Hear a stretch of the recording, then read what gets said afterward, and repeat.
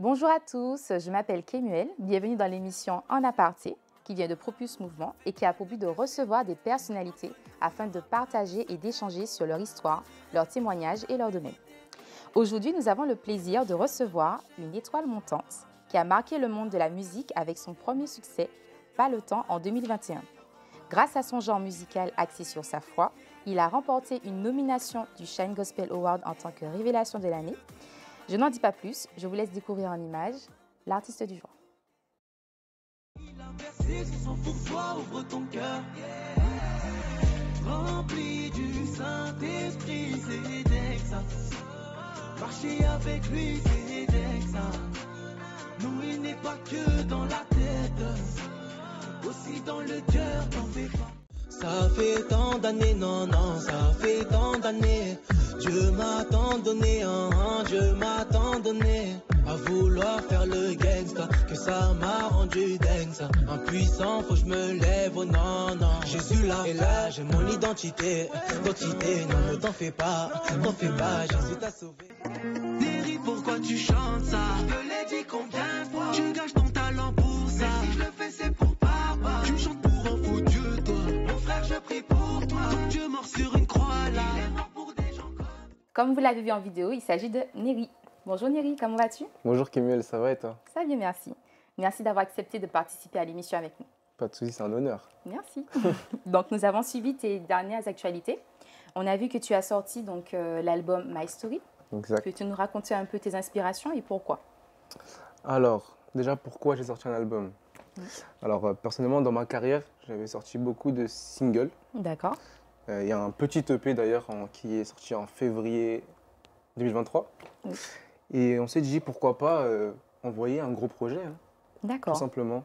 Et on a décidé de le faire et ça s'est fait en quelques mois. Donc vous avez travaillé dessus et aujourd'hui on a l'honneur du coup d'écouter cet album. Oui. Donc peux-tu nous raconter un peu comment tu as commencé, tes débuts, ton parcours? Alors, moi il faut savoir que j'ai commencé dans le milieu séculier. D'accord. D'ailleurs comme tu l'as dit tout à l'heure pour le titre Pas le temps. Oui. Petite anecdote aussi, Pas le temps, ce n'est pas un son chrétien. Parce qu'on me le dit souvent, est-ce que c'est un son chrétien ou pas? Non. D'accord. Du coup, je préfère dire direct non, c'est pas un son chrétien. J'étais encore dans le séculier à cette époque. Et en fait, moi, c'était en 2020, confinement 2020, où j'ai décidé de me dire, et si je faisais un petit freestyle de rap? Mais vraiment, je ne savais pas que je pouvais faire de la musique ou quoi, en tant qu'artiste, en tout cas, auteur. Et du coup, c'était pendant le confinement, j'ai décidé de faire un freestyle. J'ai fait des petites paroles et ensuite j'ai envoyé à mes proches. Mes proches, ils ont dit, il y a un petit truc. Mais je pense, quand je réécoute aujourd'hui, c'était nul en fait. C'était vraiment nul. C'était vraiment nul. Mais il y avait un petit flow qui essayait de sortir. Bien sûr.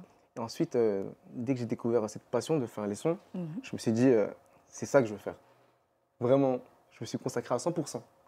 Donc on va dire que tout a commencé donc pendant le confinement, c'est bien ça? Donc est-ce qu'aujourd'hui on peut dire que c'est un don que tu as eu ou tu as travaillé un peu sur l'apprentissage? Quand je prends du recul, aujourd'hui je me dis que oui c'est un don. D'accord. Un don de Dieu, mais que j'ai travaillé du coup. Ok. Parce que Dieu met des dons en chacun, mais ensuite il faut les travailler pour les perfectionner. Perfectionner, effectivement. Et aujourd'hui, donc, quelles sont les personnes qui t'influencent au niveau de la musique, qui t'inspirent? Aujourd'hui, moi je dirais que je n'ai pas forcément d'influence. Je n'ai pas vraiment une personne qui m'influence ou quoi. D'accord. Mais je pense que mon style de musique, mon flow, comment je pose les paroles, les mélodies, je pense qu'il a été inspiré de plusieurs artistes que j'ai dû écouter avant.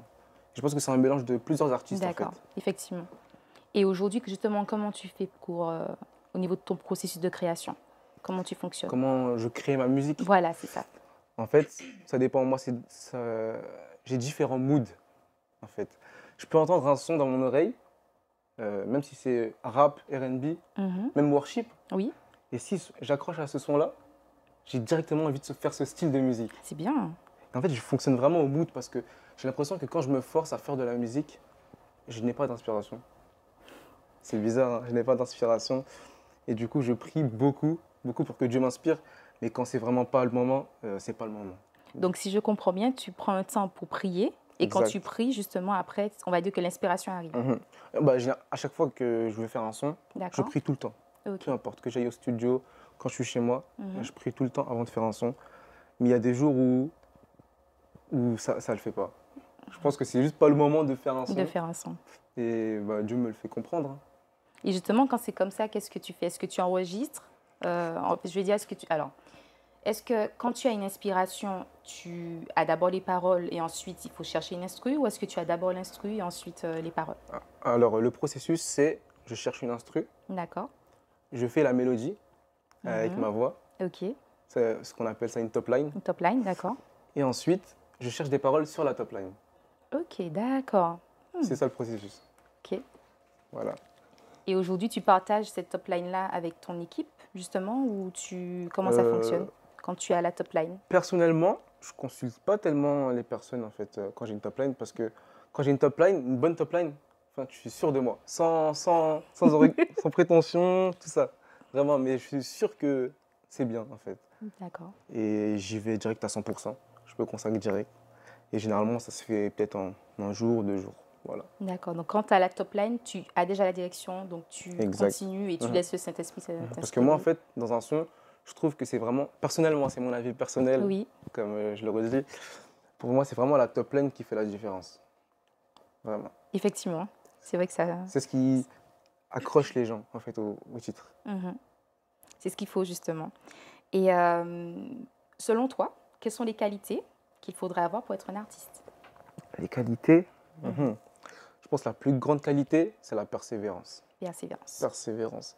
Parce que tu peux te dire que tu as un bon son et quand tu sors, tu vois que ça ne prend pas. Tu te dis, mais mon son était bon, mais c'était quoi le problème? Et c'est là, justement, où il faut persévérer. Tu te dis, ok, si ça ne prend pas, bah on en fait un autre, on en fait un autre, on en fait un autre. Et un jour ou l'autre, ça prendra, en fait. Il n'y a pas de secret, en fait, c'est le travail et la prière. Aujourd'hui, c'est la prière, parce que je suis en Christ maintenant. Aujourd'hui, c'est plus la prière, vraiment. Effectivement. Alors, est-ce que justement, à part le domaine de la musique, est-ce que tu as d'autres centres d'intérêt, d'autres passions? Passion, en vrai, passion, c'est un trop grand mot. Mhm. Mais je vais à la salle de sport. À la Sportif, du salle de coup. sport, voilà. Et en vrai, non, que la musique. Comme passion, vraiment, c'est vraiment Oui, la la musique. musique, d'accord. Donc, on va dire que tes autres centres d'intérêt restent quand même la musique, mais on va Oui, dire avec un peu de sport à côté. ouais. Mais après, il faut savoir que je joue aussi un peu de guitare. Mais Ah, un vraiment un peu, instrument. hein. Croyez pas que je suis un guitariste. Voilà. Et par contre, l'instrument où je me débrouille le mieux, c'est vraiment la batterie. La batterie, j'en fais un peu depuis que je suis petit. D'ailleurs, on m'appelait Doudoumta. Doudoumta. Ouais, faut savoir pourquoi. Parce que bah, quand la batterie, on joue, ça fait Doudoumta. Et on m'appelait comme ça quand j'étais petit. Et voilà. Ok. Donc, on prend note. Vraiment original comme nom, par Oui, contre. effectivement. Mais c'était j'imagine. mignon, moi j'aimais bien. Oui, effectivement. Alors, le thème de la conférence cette année, c'était Donne-toi tout entier. Donc, est-ce qu'il y a un domaine dans lequel tu te donnes entièrement? Euh, un domaine où je me donne entièrement, est-ce qu'on peut parler aussi du relationnel Oui, dans mes peu importe relations? voilà, peu importe le domaine. Bah, déjà, premièrement, je me donne à 100% à Dieu. Je lui ai donné ma vie, donc Effectivement. tout ce qui m'arrive, ce qui vient dans ma vie, c'est lui. Et j'accepte. J'accepte. Et bah, dans mes relations avec ma femme, bon, oui, entièrement, oui. Oui, entièrement. Oui, entièrement. Donc, tu restes authentique, en fait, dans tout ce que tu fais. Oui, on essaye hein, un maximum. Oui, effectivement, il faut. C'est ce qu'il faut. Alors, merci beaucoup pour la première partie. On va passer à la deuxième partie, l'instant anecdote. Du coup, quelle a été ta pire expérience et pourquoi selon toi? Alors, faut savoir que ma pire expérience, en fait, c'est une part de mon témoignage. D'accord. Du coup, là, c'est comme si j'allais introduire un peu mon témoignage. Ok, nous t'écoutons. En fait, c'était en novembre 2021, si je me souviens bien. Mhm. J'avais arrêté l'école parce que justement, mon single Pas le temps commençait vraiment à beaucoup prendre. Et je me suis dit, bon, je vais arrêter tout et je vais me mettre vraiment à fond. Mais j'avais quand même essayé de chercher un travail dans une grande distribution, D'accord. un grand magasin. Et j'ai travaillé pendant un mois. Il faut savoir que je commençais à 5 heures du matin, je pouvais finir à 10 heures le matin et reprendre l'après-midi. Mais c'était vraiment un train de vie qui ne me plaisait pas, mais je le faisais pour l'argent, en fait, bien sûr. pour pouvoir vivre aussi. Et en fait, pendant cette période-là, je suis tombé malade. En fait, j'avais des maux de tête. Ma tête est tournée à chaque fois. Et je me disais que d'une seconde à l'autre, je pouvais mourir en une seconde. Une seconde, ouais. Comme s'il y avait un arrêt.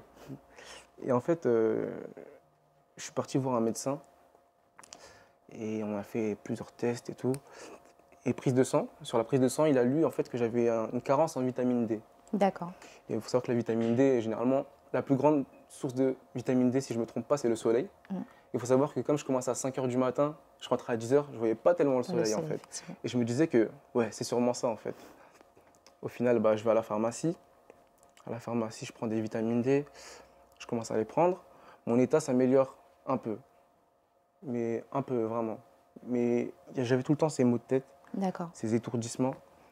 Et je ne comprenais pas. Mais je ne connaissais pas encore Christ. Il faut savoir. Je ne connaissais pas encore Christ. Ou du moins, je m'étais éloigné fortement de lui. Je pense que j'étais mort spirituellement. D'accord. Vraiment. Wow. Et en fait, je suis parti, comme je l'ai dit, je suis parti voir un docteur. J'ai fait même une IRM. Peut-être c'était pour mon cerveau. On n'a pas trouvé c'est quoi. Et ensuite, je suis reparti voir une docteure une 3e fois. D'accord. Et il a pris ma tension et il voyait que ma tension était un peu plus haute que la normale. Je pense que je devais avoir 15, un truc comme ça. Mais il avait déjà connu des patients qui avaient une plus forte tension que ça. Mais moi, mes symptômes, je dirais qu'ils étaient vraiment forts comparés à la tension que j'avais. Et moi, j'en ai déduit en fait que c'était de l'hypertension que j'avais. Parce qu'il m'a dit d'aller voir un cardiologue. Le cardiologue aussi, il avait pris ma tension, il avait toujours trouvé ma tension haute. Et en fait, je me suis dit, ok, c'est de l'hypertension. Qu'est-ce que je vais faire? Qu'est-ce que je vais Bonne faire? question. Et ensuite, c'est là où le sauveur est arrivé dans ma vie. C'était du coup en avril 2022. Parce qu'il faut savoir que je souffrais de ça de novembre 2021 à avril 2022. Wow.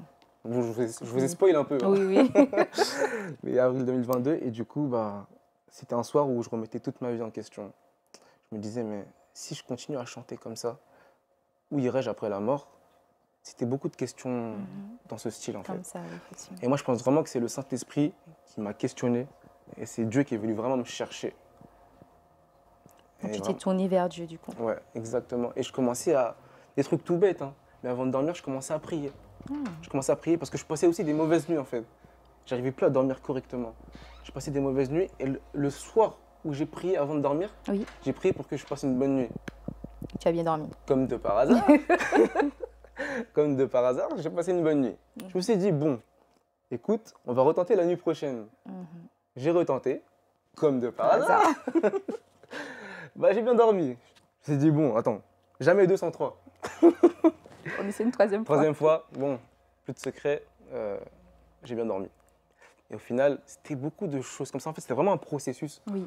Et je remarquais qu'à force de prier, pas forcément pour mes nuits, hein, mais même pour ma vie, à force de me rapprocher de Dieu, de Jésus, mon état s'améliorait. Mais comment vous dire? Déjà, quand j'ai commencé à prier, je ressentais une paix, une joie. Et ça, on le retrouve dans la Bible, dans la parole de Dieu. Et vraiment, en fait ça me touche de parler de ça parce que c'est vraiment une période de ma vie où je pensais que je pouvais mourir. Hein. Vraiment, je pensais que je pouvais mourir. Et Dieu vraiment est venu me chercher. Et je rends gloire à Dieu parce que vraiment, mon état il commençait vraiment à s'améliorer jusqu'à aujourd'hui. Plus rien. Plus rien, waouh. Plus rien. Je pense que ça a fait un processus.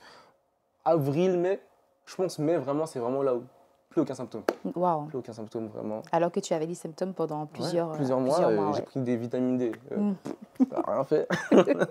Ça n'a rien fait et vraiment, je rends gloire à Dieu pour ça. Et donc, c'était ça ma pire expérience. En soi, c'était ma pire expérience avant, mais une fois que j'ai rencontré Christ, c'était la meilleure expérience. La meilleure expérience. Voilà. En fait, c'est une expérience qui t'a permis de rencontrer Christ au final. Et je pense que c'est Dieu qui a permis ça. Oui, je pense aussi. Vraiment. Effectivement. Et est-ce que tu as d'autres expériences en tant qu'artiste que tu as eu l'occasion de vivre en tant qu'artiste, oui, quand j'y réfléchis, j'en ai pas forcément. En tant que pire expérience, en tout cas, non. J'en ai pas forcément. D'accord. Peut-être des petits trucs qui sont arrivés. Par exemple, mon cousin, qui était à la fois mon ingé son, mon clipper, celui qui mixait mes sons. C'était un couteau suisse, en fait. Il faisait un peu tout. Et c'est juste quand j'allais sortir mon premier son gospel, c'est dingue. Avant de sortir, je pense que c'était des attaques. Hein. du fait qu'on a enregistré le projet, et le projet s'était supprimé quand on ouvre le lendemain. Waouh. Et on a dû chercher dans plusieurs fichiers loin dans l'ordinateur pour le retrouver. Même l'application s'est supprimée toute seule, alors qu'on n'a jamais eu ça. Alors qu'on travaillait depuis longtemps, hein. Depuis pas le temps, même avant j'avais fait quelques petits sons, Oui, mais effectivement. c'était pas vraiment concret. Et il y avait ça. Et ensuite, lui-même, son pneu, il a crevé sur l'autoroute. En fait, on s'est dit, il l'a attaqué lui parce que si lui, il n'était pas là, le projet n'allait pas sortir. Pas là, effectivement. En fait, le projet n'allait vraiment pas sortir. Et on s'est dit, mais mec, là, c'est bizarre ce qui nous arrive. C'est bizarre. Là, il y a ça. En fait, il y avait plusieurs choses. Même, je pense que j'en ai oublié. Hein. Mais grâce à Dieu, c'est sorti. Ça a vu le jour et aujourd'hui, c'est apprécié. Ça a touché des âmes. Vous avez persévéré, en fait. On a persévéré. Ouais, la persévérance. Persévérance. Pas que la persévérance aussi pour sortir des sons, mais vraiment la persévérance même dans le processus pour sortir un son. Effectivement. Et est-ce que justement, donc, tu as déjà reçu un conseil, est-ce qu'on t'a déjà donné un conseil? Alors, quel a été le meilleur conseil qu'on t'ait donné en tant que dans ma carrière? Dans ta carrière. Tu sais, quand je pense à des trucs comme ça, j'ai du mal à revenir dans mes souvenirs et avoir un truc précis. Parce que là, quand tu me demandes ça sur le coup, là, j'en ai pas, en vrai. Mais on m'a toujours donné des bons conseils, hein. En vrai, continue. Alors, est-ce qu'il y en a un que tu as, voilà, que tu as pu retenir, même une phrase, par exemple, qui t'a impacté, En soi, c'est pas forcément des conseils, mais c'était plus des témoignages de la répercussion de ma musique sur leur vie. Enfin, sur leur vie, même sur leur conversion. Okay. Parce qu'on m'a déjà contacté, comme quoi on m'a dit ouais, je croyais pas en Dieu, mais grâce à tes musiques, j'ai commencé à me rapprocher de Dieu. Wow. Ça, c'est incroyable. Incroyable, ouais. Ou même son dernier clip, Sacrifice, il y a un commentaire qui dit j'étais musulman, mais grâce à ce son-là, en fait, je me suis converti. Wow. C'est incroyable. Et je pense que c'est ça, en vrai, c'est pas des conseils, c'est des trucs qui me poussent à continuer. À continuer. Donc finalement, si on comprend bien, tu as plus reçu des encouragements pour continuer, en fait. Et en fait, ces encouragements-là t'ont aidé et qui t'ont permis justement d'avoir cette force de persévérer, tout ce qui s'ensuit. Après, tout ce qui est conseil dans ma carrière, là, maintenant, j'ai un manager, Steve de Lion Records. Et oui, c'est lui qui me conseille un peu sur ma carrière. C'est bien. Et franchement, j'apprécie, je suis reconnaissant en tout cas. C'est ce qu'il faut. Il faut être bien entouré, effectivement. Ouais, on est bien entouré. Alors, merci beaucoup pour la partie anecdote. On va passer à la troisième partie, les questions du public. Okay. Donc, on a quelques jeunes qui ont voulu te poser des questions. La première question, c'est est-ce que tu as eu des critiques et comment as-tu fait face à ces critiques? Alors, je pense que comme tout artiste, on a tous eu quelques critiques. Moi, personnellement, si je peux me comparer à certains, il y en a, ils en ont beaucoup. Et moi, je trouve que j'en ai pas eu tellement, en fait. Peut-être c'est parce que j'ai pas essayé de chercher, tout simplement. Mais j'en ai pas eu tellement. Mais c'est peut-être des critiques pour le genre musical. Vous voyez, oui, dans le milieu chrétien, le rap chrétien, bon, je ne vais pas dévaler le sujet, mais il y a souvent des débats. Ouais, des débats. Mais c'est plus mon style musical qui a été critiqué. Et justement, comment tu as fait face à ces critiques? En vrai, je calcule pas. Je calcule pas. Hein. Moi, mon travail, c'est de servir Dieu. Dieu m'a donné un don pour ce genre de musique. Je vais pas aller faire de la musique classique, quoi. Comme l'a dit mon frère David, justement, dans une interview, il avait dit ça. C'est un rappeur. Qu'est-ce que tu veux qu'il fasse? Non, c'est vrai que c'est bien. Et justement, alors, on a une autre question, c'est quel a été ton déclic pour commencer à servir Dieu? Est-ce que tout est pas... Je sais que tu as raconté ton histoire, mais est-ce qu'il y a eu un autre déclic Ok, alors, en avril 2022, quand j'ai rencontré Christ, je ne savais pas tellement si je devais continuer à la musique. Mais ensuite, c'était un jour où je devais jeûner. Du coup, j'ai jeûné. Je me rappelle, c'était un jeudi même. C'est un jeudi où j'ai jeûné toute la journée. Et c'est un sujet qui m'est monté au cœur.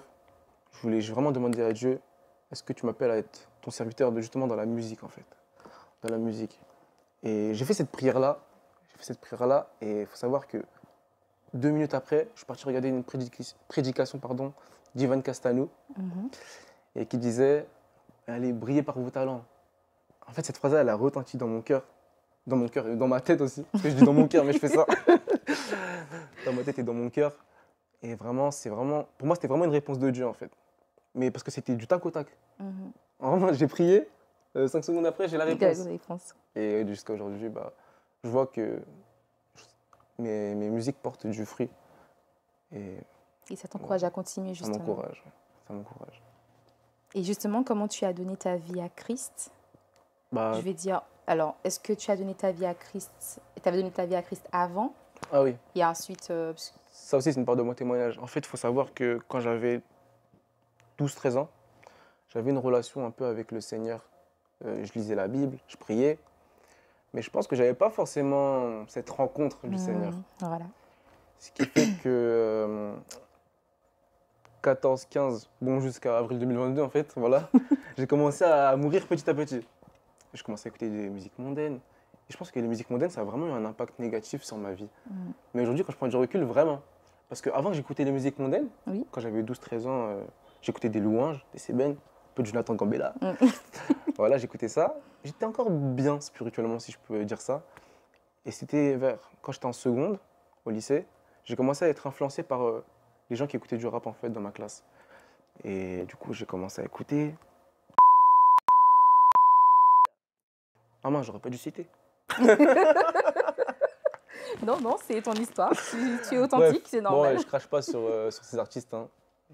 Mais voilà, ça m'a un peu éloigné de Dieu. Et franchement, j'ai commencé vraiment à mourir spirituellement. Mais je ne me rendais pas compte. Je ne me rendais pas compte. Et en fait, c'est ça le diable. Il te choque petit à petit, sans forcément que tu t'en rendes compte. Tu vois, c'est pas directement du jour au lendemain, tu meurs. Effectivement. C'était vraiment du petit à petit. Et voilà, ma relation avec Dieu, elle était vraiment finie jusqu'à avant mars 2022, du coup. D'accord. Alors, est-ce qu'on peut dire que tu as écouté ces artistes-là à un instant T de ta vie, mais que tu as senti qu'il fallait que tu ailles dans une autre direction et que tu commences à écouter d'autres types de musique? C'est-à-dire que, comme avant, tu les écoutais. Donc, on va dire, dans une saison de ta vie, tu étais à fond dans cette musique-là. Est-ce qu'on peut dire que tu les as écoutés à une saison de ta vie, mais que maintenant, vu que tu cherchais autre chose, tu t'es orienté vers un autre style musical? Parce qu'au final, ils font de la musique. Ils font de la donc, musique. même si voilà, on respecte un peu ce qu'ils font, mais voilà. Ouais, exact. Mais moi, je pense que c'était vraiment une saison de ma vie, en fait. Parce qu'à la base, je n'écoutais pas ce genre de son, mais une fois que j'ai commencé à écouter, j'ai commencé à accrocher. Même le style de musique. La musique, voilà. J'ai commencé à accrocher et moi, j'aurais plus une saison. Voilà, une saison. c'est ça. Et depuis que maintenant je suis en Christ, voilà. vous savez, je ne cherche plus ça. Effectivement. Alors, dernière question. Alors là, je te la pose parce que nous, on l'a posée à Konosko. Je stresse. Je stresse. Et attention, parce qu'il nous a dit qu'il ne répond pas, qu'il te laisse répondre à sa place. Du coup, prévois-tu de faire un feat avec Niri? Je les laisserai répondre après. Je le laisse, il va répondre. Ok, donc on va laisser Niri répondre. Donc là, il me laisse... Voilà, il te laisse répondre. Ok, j'attends. On y va. Alors, prévois-tu de faire un feat avec Konosko? Je laisse Konosko répondre. Alors là... Malheureusement, on ne peut pas le rappeler. Si Kono a dit qu'il me laissait la responsabilité d'annoncer, ou pas, alors, je vais vous regarder droit dans les yeux. Et je vais vous dire que on en avait parlé, mais en fait, on ne sait pas quand ça verra le jour, en fait. Parce que même la production, on n'a encore rien fait, tout ça, mais vraiment, on ne sait pas. Parce que ça dépend aussi de notre planning, notre stratégie. Peut-être qu'il a une stratégie différente, peut-être que ce n'est pas le moment. Mais je pense que ça pourrait venir. Moi, je pense bien. Merci beaucoup. Donc, je dirais à Konosko que tu as répondu. Je peux lui dire. Je peux lui dire. Donc, on s'attend. Du coup, on attend un peu le feat. Ok. Alors, on arrive maintenant à la fin de l'émission. Donc, est-ce que tu as un témoignage ou un conseil que tu souhaites donner à un jeune qui souhaite justement donc, se lancer dans le même domaine que toi? Pardon. J'avais la même question à Marie-Lise Partier. Et j'avais répondu crois en toi et crois en Dieu. Aujourd'hui, Dieu m'a dit de mettre totalement sa confiance en lui. En fait, de ne pas se reposer sur tes compétences, mais de croire en ce que Dieu peut faire à travers ta vie. C'est pas mal d'avoir confiance en soi. Mais en fait, prends conscience de tes compétences, mais place ta confiance en Dieu. Voilà. Bien. Ça me touche. Et est-ce que tu as autre chose à rajouter? Oui, j'ai quelque chose d'autre à rajouter. Alors, j'ai annoncé mon premier concert le samedi 9 mars à l'espace GEMAP à Paris. Donc, prenez vos places, N'hésitez pas, vraiment, n'hésitez pas. Ramenez toute votre famille, vos amis, tout le monde est convié à venir. Donc, je compte sur vous et ça va être le show. Bien, donc vous avez entendu. Venez nombreux pour assister à son premier concert. Voilà. Donc, nous étions en aparté avec Miri. Merci d'avoir participé à l'émission. Merci à toi. Donc, nous vous invitons à rester connectés via les réseaux et nous vous disons à bientôt. À bientôt. Sur une croix là, pour des gens comme toi. Mais au fond, t'as pas tilté, le sacrifice, la croix.